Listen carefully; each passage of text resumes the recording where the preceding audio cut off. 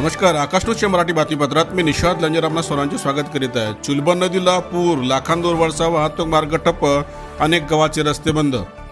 शेकडो एकर शेतजमीन पुराच्या पाण्याखाली आल्याने शेतकरी पुन्हा संकटात। लाखांदूर तालुक्यात गेल्या 2 दिवसात मुसळधार पाऊस पडल्याने तालुक्यातून वाहणाऱ्या नदी नाल्यांना पूर आला असून अनेक गावाचे रस्ते वाहतुकीसाठी बंद झाले।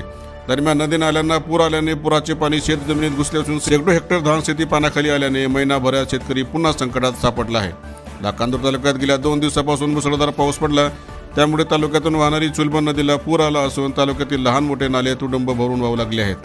चुलबन नदीला आलेल्या पुरामुळे बारवा ते तई रस्ता, धर्मापुरे ते बारवा, बोतली तई, दांडेगाव कोची, धर्मापुरी बारवा, भागडी, मांडर, तई, परसोडी, लाखांदूर सोनी हे रस्ते पूर्णतः बंद झाले आहेत।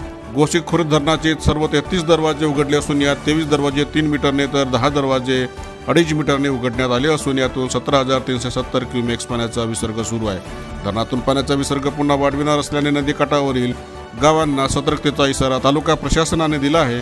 सतत पडणाऱ्या पावसामुळे तालुक्यातील सोनी येथे येनुबाई अवसरे व नामदेव कोले यांच्या घराची भिंत कोसळली असून घटनास्थळी जिल्हा परिषद सदस्य प्रतीक उईके यांनी भेट दिली। तर लाखांदूर येथील नगरपंचायत प्रभाग क्रमांक 9 मध्ये अतिवृष्टीमुळे कौशल्याबाई कोटरेगे यांच्या घराची भिंत कोसळली आहे। यावेळी नगरपंचायतचे विरोधी गटनेते बबलू नागपती यांनी घटनास्थळी जाऊन पाहणी करीत आर्थिक नुकसान भरपाईची मागणी केली आहे। दरम्यान तालुक्यात उद्भवलेल्या पूरपरिस्थितीवर तालुका प्रशासन लक्ष ठेवून आहे।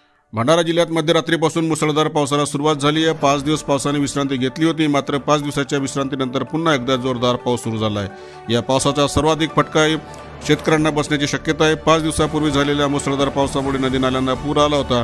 पुराचे पाणी शेतात शिरल्यामुळे पिके पाण्याखाली गेली होती, मात्र त्यानंतर पावसाने उघडीप दिल्याने पुराचे पाणी ओसरले। मात्र आता पुन्हा एकदा पाऊस सुरू झाल्याने पुराचा धोका वाढला। या पावसाचा सर्वाधिक फटका शेतकऱ्यांना बसणार आहे। आधीच सतत सुरू असलेल्या पावसामुळे पिकांचे मोठे नुकसान झाले आहे, त्यात पुन्हा पावसाला सुरुवात झाल्याने शेतकऱ्यांच्या अडचणी वाढल्या आहेत। भंडारा जिल्ह्याला हवामान विभागाकडून येलो अलर्ट देण्यात आला आहे। मध्यरात्रीपासून मुसळधार पाऊस सुरू आहे। पावसामुळे वैनगंगा नदी इशारा पातळीपर्यंत पोहोचली आहे। तसेच गोसीखुर्द धरण क्षेत्रात देखील जोरदार पाऊस सुरू असून धरणातून पाण्याचा विसर्ग वाढवण्यात आला आहे। यामुळे नदीच्या पाणी पातळीत झपाट्याने वाढ होत असून नदीकाठच्या गावांना सतर्कतेचा इशारा देण्यात आला। या सर्व पार्श्वभूमीवर भंडारा जिल्हा प्रशासन अलर्ट मोडवर असल्याचे पाहायला मिळत आहे।